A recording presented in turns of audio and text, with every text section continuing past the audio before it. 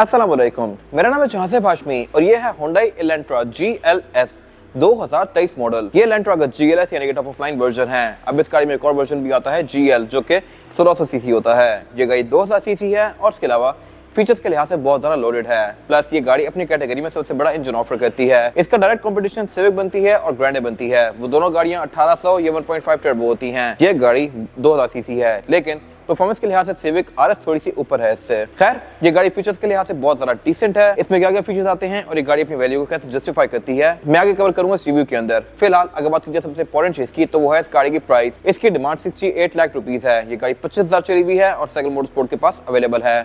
अगर आपने इसके बारे में कोई इन्फॉर्मेशन लेनी है तो आप इस दिए गए नंबर पर कॉल कर सकते हैं या फिर आप साइकिल मोटरस्पोर्ट को विजिट कर सकते हैं, जो कि रावलपिंडी में DH2 के गेट 1 के ऑपोजिट लोकेटेड है। साइकिल मोटर्स की टोटल 2 ब्रांचेस हैं, एक रावलपिंडी में मरी रोड पे और फिर एक रावलपिंडी में ये वाली ब्रांच। इन दोनों ही ब्रांचेस पे गाड़ियों की बाइंग एंड सेलिंग के साथ साथ गाड़ियों के काम भी किए जाते हैं, जैसे कि tints, wrap, ceramic coating, PPF, graphene coating.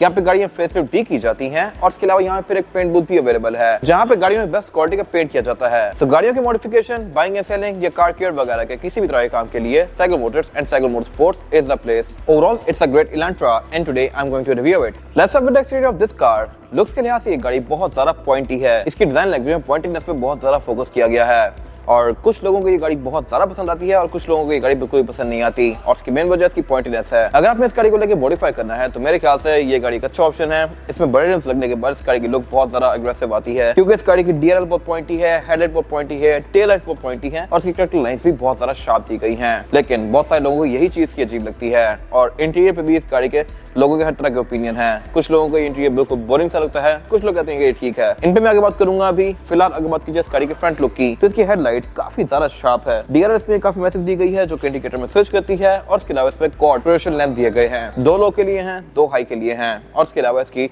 Light की थ्रो भी काफी डिसेंट है। फिलहाल अगर बात कीजिए इस गाड़ी की DRL की, तो ये काफी पॉइंटी है और एंड टू एंड कंटिन्यू करती है और इसके अलावा इंडिकेटर इस गाड़ी के हेडलाइट के अंदर नहीं आता, बल्कि यहाँ पे नीचे अलग से दिया गया है। इस गाड़ी में फॉग नहीं आती और फॉग की जगह पे इंडिकेटर है, तो ये मेरे ख्याल से एक वियर्ड सी चीज है। अगर ये गाड़ी फॉग लैंप ऑफर करती तो बेहतर था। बाकी इसकी हेडलाइट के अंदर क्वाड प्रोजेक्शन लैंप दिए गए हैं, 2 लो के लिए हैं और 2 हाई के लिए हैं। इसके अलावा इसके फ्रंट पे ये काफी बड़ी डायमंड शेप की Hyundai की ग्रिल दी गई है। Hyundai की मोस्टली कार्स में ऐसी ग्रिल आती है, बेशक सोनाटा हो, तुक्सन हो, Elantra हो या जो मर्जी कार हो, आपको ग्रिल ऐसी डायमंड शेप की देखने को मिलेगी और इसमें क्रोम बहुत सारा आता है। ये गाड़ी फीचर फ्रंट पे कम ऑफर करती है as compare to Grande and Civic. Front पे सबसे कम फीचर इसी गाड़ी में आते हैं, इस तरह से कि इसमें फ्रंट कैमरा नहीं आता। ग्रैंडे और भी कुछ डिसेंट फीचर ऑफर करती है जो कि इस गाड़ी में नहीं है। इसमें फॉग लैंप भी नहीं है और इसके अलावा इस गाड़ी के वाइपर भी रेन सेंसिंग नहीं है। हेडलाइट भी इसमें नॉर्मल सी आती है, लेकिन ये गाड़ी इंजन उन दोनों गाड़ियों से बेहतर ऑफर करती है 2000 सीसी। और अगर इसके बाद बात की जाए इस गाड़ी की साइड प्रोफाइल की, तो यहाँ भी सब कुछ काफी शार्प सा है। इसके बारे में एक चीज थोड़ी सी यूनिक है और वही है कि इसके फ्रंट बम्पर के अंदर फॉग लैंप के साथ एक डक्ट दिया गया है, जहां से गाड़ी हवा सक करके टायर के साथ से बाहर करती है और इसकी एरोडायनामिक्स को बेहतर बनाती है। ये चीज आपको सोनाटा में भी देखने को मिलेगी और बहुत हाई परफॉर्मेंस जो कार्स होती हैं उनमें देखने को मिलती है। टायर इस गाड़ी में बेसिकली लक्सो प्लस आता है, जो कि पहले सिर्फ सिविक में आ रहा था, अब ये गाड़ी भी कंटिन्यू करने लग गई है और ये बेसिकली नए रिम के बाद से आया है। पहले इसमें टायर बेहतर आता था, जब से नया रिम आया है टायर थोड़ा सा इंफीरियर कर दिया गया है और ये जनरल का ही टायर है। आई हाईली रिकमेंड कि आप ये टायर लेके चेंज करवा दें। इसकी क्या डिटेल्स है मैं आगे कवर करूंगा इस रिव्यू के अंदर। फिलहाल अगर बात कीजिए इस गाड़ी की साइड मिरर की, तो ये साइड मिरर रिट्रैक्टेबल है, एडजस्टेबल है, इसमें ऑटो वाला फीचर भी आता है और इसके अलावा ये हीटेड भी है। तो मेरे ख्याल से साइड मिरर के लिहाज से ये गाड़ी सबसे ज्यादा इक्विप्ड है पाकिस्तान में। फिर इस पे इंडिकेटर भी दिया गया है जो कि काफी स्लीक सा है। बाकी इसके डोर हैंडल्स क्रोम में है। GLS में इसका एक GL वर्जन भी आता है, उसमें डोर हैंडल क्रोम में नहीं होते और इसके अलावा इसमें सॉफ्ट अनलॉक भी इन दोनों डोर्स में आता है। मैं इसको यहीं से ही लॉक या अनलॉक भी कर सकता हूँ लाइक दिस। और इसके अलावा इनमें पडल लैंप्स भी आते हैं स्पोर्टेज और तुक्सन की तरह, ये इल्यूमिनेट करते हैं और आपको काफी डिसेंट सी फील देते हैं रात के टाइम। और अगर बात की जाए इस गाड़ी की साइड प्रोफाइल की, तो ये गाड़ी साइज के लिहाज से एक C सेगमेंट की सेडान है। इसका डायरेक्ट कॉम्पिटिशन सिविक और ग्रैंडे बनती है। इंजन के लिहाज से उन दोनों गाड़ियों से ज्यादा बड़ी है, लेकिन फीचर्स के लिहाज से उनके आसपास ही है। साइज के लिहाज से भी साइड पे फीचर्स गाड़ी में सबसे ज्यादा दिए गए हैं और इसके अलावा कैरेक्टर लाइन्स भी इस गाड़ी में काफी शार्प आती हैं। ये गाड़ी सनरूफ भी ऑफर करती है जो कि इन तीनों ही कार में कॉमन है और इसके अलावा रूफ इस गाड़ी की कोई बहुत ज्यादा ऊंची नहीं है। ये गाड़ी एक प्रॉपर सेडान शेप में है। सिविक थोड़ी सी स्पोर्ट बैक शेप में आती है, उसकी जो रूफ है वो स्लोपिंग है, जबकि सिविक की 11 जनरेशन जो है वो इन सब गाड़ियों से बहुत ज़्यादा बाहर है। तो वो मेरे ख्याल से आउट ऑफ क्वेश्चन है, क्योंकि इन गाड़ियों की भी नई जनरेशन नहीं आई पाकिस्तान में। खैर इसके अलावा साइड स्कर्ट्स वगैरह इसमें कोई खास नहीं दी गई, ये बॉडी ही है। और अगर बात की जाए इस एंड की तो ये भी डिसेंट सही है। यहाँ पे क्वार्टर ग्लास दिया गया है काफी बड़ा, इसमें शार्पी रेटिना आता है जो कि अगेन नए रिब्स के बाद से आना शुरू हुआ है। और इसके अलावा फ्यूल डोर इसमें यहीं पे लेफ्ट पे दिया गया है। ये गाड़ी एक फुल टैंक में आपको तकरीबन 650 किलोमीटर तक की रेंज प्रोवाइड कर सकती है अगर आप इसको लॉन्ग पे लेके जाते हैं। विदिन सिटी ये गाड़ी तकरीबन 500-450 किलोमीटर ही चलेगी। और अगर बात की जाए इस गाड़ी के रेयर लुक की तो ये भी फ्रंट की तरह ही बहुत ज्यादा पॉइंटी है। टेल लाइट्स में लावा एलईडी वाली आती हैं और ये एंड टू एंड कंटिन्यू करती हैं और इसमें रिवर्स और इंडिकेटर हैलोजन में आते हैं। रिवर्स इसका नीचे बम्पर में दिया गया है और इसके बम्पर में रेयर फॉग भी आती है। ये चीज भी पाकिस्तान में इसके अलावा कोई और ऑफर नहीं करती इस कैटेगरी की। इसके ट्रंक में ये एलेंट्रा की बैजिंग दी गई है और ये इंडिविजुअल कैरेक्टर्स हैं। ये प्रिंट करना कंपैरेटिवली स्टिकर से या सिंगल ही लोगो से महंगा पड़ता है, बट स्टिल हुंडई ने यहाँ पे चिप आउट नहीं किया।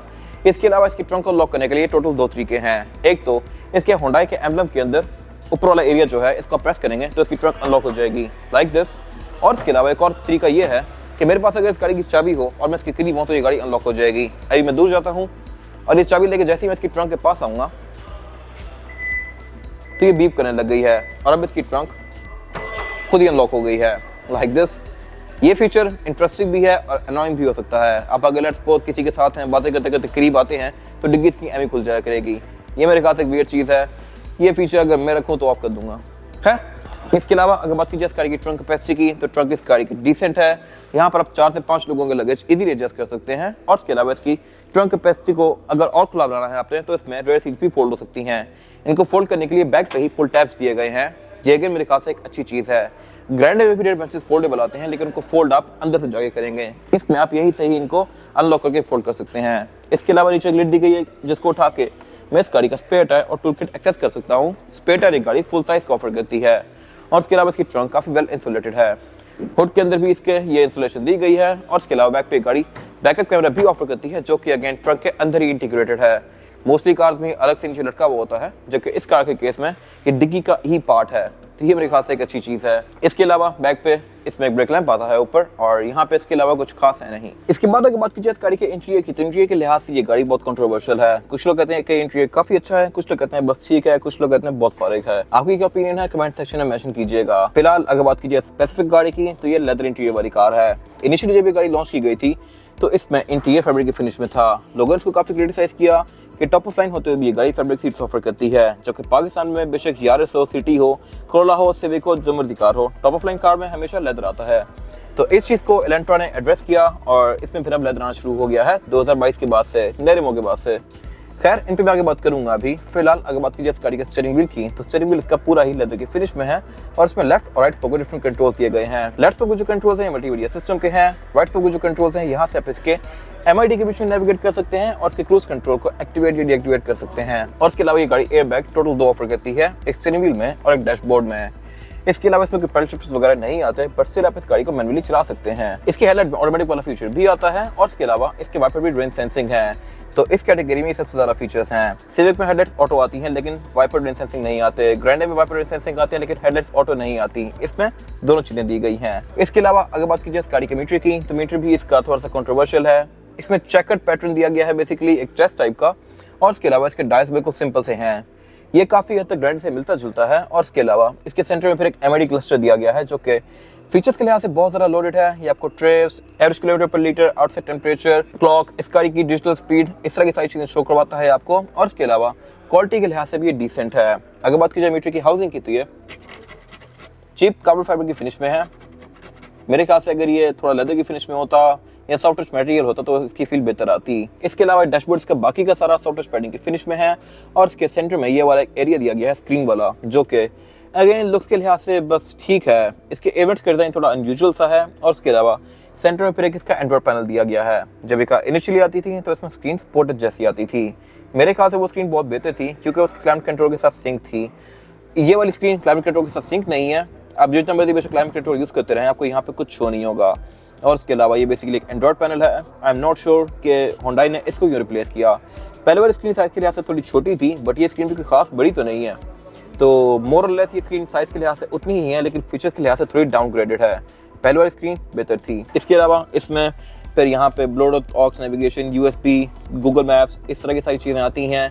उससे नीचे इसका क्लाइमेट कंट्रोल दिया गया है। और जब ये गाड़ी लॉन्च हुई थी तब civic dual climate control offer नहीं कर रही थी। ये गाड़ी ओनली कार थी जिसमें क्लाइमेट कंट्रोल डुअल जोन आता था। ग्रैंडे में अभी भी नहीं आता, सिविक में तब नहीं आता था।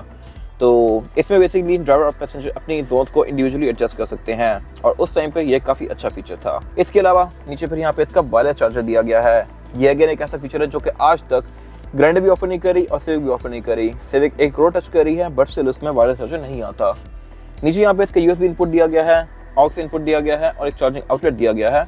और इसके अलावा उससे पीछे इसका गेयर सिलेक्टर दिया गया है। इसमें जो गेयर सिलेक्शन है वो है PRND और आप इसको स्पोर्ट्स में करके मैनुअली भी यूज कर सकते हैं लाइक दिस। बट इसमें पैडल शिफ्टर्स नहीं आते, तो यहाँ पे ग्रैंडे और सिविक दोनों ही नंबर ले जाती हैं। साथ इसका ड्राइव मोड सिलेक्टर दिया गया है। इसमें ड्राइव मोड टोटल 4 आते हैं, नॉर्मल, इको, स्पोर्ट और स्मार्ट। इसके अलावा पीछे पर इसकी पार्किंग ब्रेक दी गई है जो कि मैनुअल है। अगर ये इलेक्ट्रॉनिक हो रही तो मेरे ख्याल से बहुत अच्छी बात थी। सिविक पाकिस्तान में 2016 से इलेक्ट्रॉनिक पार्किंग ब्रेक दे रही है। ग्रैंडे और ये गाड़ी आज तक यही बेसिक हैंड ब्रेक ऑफर कर रही है। फिर सारे इसके 2 कप होल्डर्स दिए गए हैं, सेंटर कंसोल दिया गया है। सेंटर कंसोल इसका स्पेस के लिहाज से स्पेशियस है और इसमें एक पावर आउटलेट भी आता है। इसके अलावा अगर बात की जाए इस गाड़ी की सीट्स की तो ये पूरी ही लेदर की फिनिश में है और ये परफोरेटेड है। और इसके बारे में एक अच्छी चीज ये है कि इसकी ड्राइवर की सीट इलेक्ट्रॉनिकली एडजस्टेबल है। अब इसको इलेक्ट्रॉनिकली आगे पीछे या ऊपर नीचे कर सकते हैं लाइक दिस। पैसेंजर की सीट इसमें नॉर्मल आती है बट स्टिल ये एक अच्छी चीज है क्योंकि ये आज तक ग्रैंडे और सिविक दोनों ही नहीं ऑफर कर रही। इसके अलावा विंडोज गाड़ी में ड्राइवर की सिर्फ ऑटो डाउन है। यहाँ पे ये गाड़ी मार खाती है और बड़ी अजीब सी चीज है ये। इतनी महंगी गाड़ी होते हुए इसमें विंडो सिर्फ ऑटो डाउन आती है।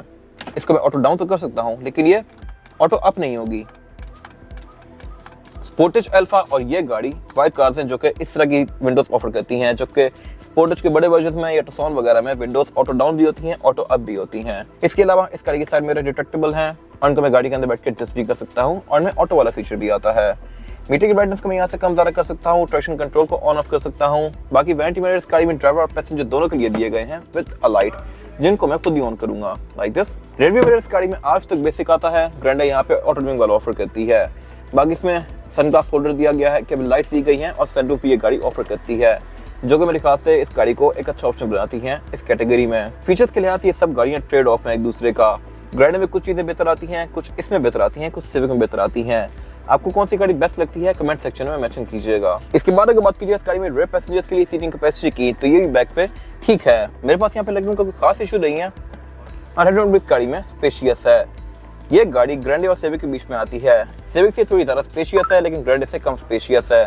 सिविक में सेंटर में काफ़ी बड़ा हम्प दिया गया होता है, इसमें हम्प नहीं आता और ग्रैंडे बैक पे खुली ज़्यादा होती है, ये उतनी खुली नहीं है, तो ये गाड़ी दरमियान में आती है।